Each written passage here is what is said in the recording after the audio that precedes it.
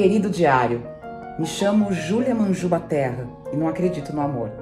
Se eu pudesse escolher, gostaria de me transformar em uma música, porque além de bonita, ela desaparece quando alguém desliga o rádio. A vida é a arte do encontro, embora haja tanto desencontro pela vida.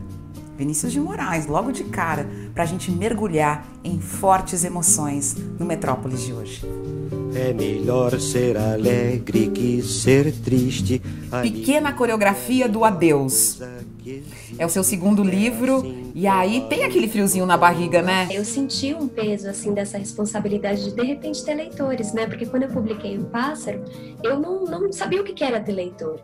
Ao longo dos anos e por trás de cada relação que eu estabelecesse, me assombrava a certeza de que as pessoas se abandonam. Muitas nem se amam, se casam por medo da solidão e têm filhos pelos mesmos motivos. Diante da impossibilidade de encontrar as pessoas, você se aprofunda nos relacionamentos. Era um tema que eu já queria falar, já estava claro para mim, que seria a história dessa menina que está sendo atravessada por uma violência muito grande dentro de casa, por um abandono grande, né? Os pais dela estão se divorciando e quando o pai se divorcia da mãe é como se esse pai se divorciasse dela também. Ela sente essa ruptura com ela, né? Também com esse estado de filha e uma descrença que ela tem do amor. Eu acho que é por isso que ela começa a escrever nesse diário, enfim, porque é um lugar onde ela consegue ser escutada. Meu pai me buzinava de domingo de manhã e eu colocava a mochila nas costas, mais alegre do que gostaria de admitir. Quando dá voz para Júlia, dá voz para tantas outras meninas, né, que a gente conhece, para as meninas que a gente foi. Porque eu sinto que a infância é uma fase fundamental para a nossa formação. Depois, o que a gente se transforma é muito fruto do que a gente viveu, do que nos atravessou naquele tempo. Ela está muito machucada e a gente vai percebendo isso nos outros laços que ela vai estabelecendo com esses estranhos que ela vai conhecendo na fase adulta, né?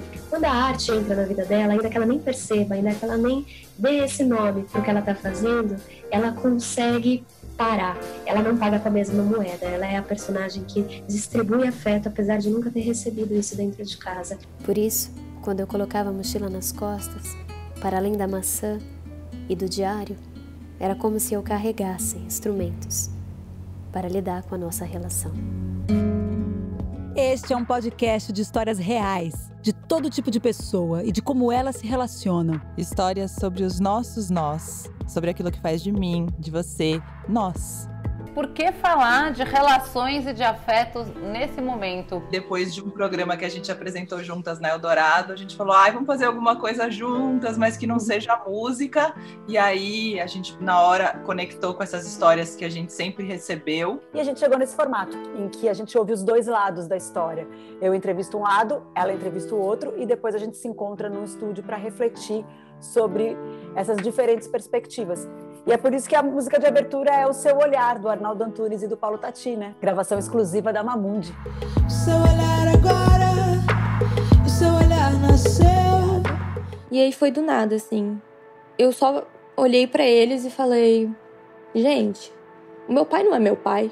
Então tem a vovó e o netinho, tem o aluno e o professor, tem o amigo e o melhor amigo, enfim, todo tipo de relação humana. Quando eu vou fazer o Cultura Livre, né, eu escuto a banda, eu estudo. Quando eu vou fazer isso, eu estudo, não sei o quê. Mas pra vida, né, não tem estudo, tem escuta. E eu acho isso uma lição, assim, até de comunicação pra gente. Pra Júlia, esse momento da descoberta que o Reinaldo não era o pai biológico tá muito vivo na memória. Mas para o Reinaldo, pelo que ele contou para a Roberta, as lembranças mais fortes são outras. Nós ficamos num processo de adoção de quase 5 anos.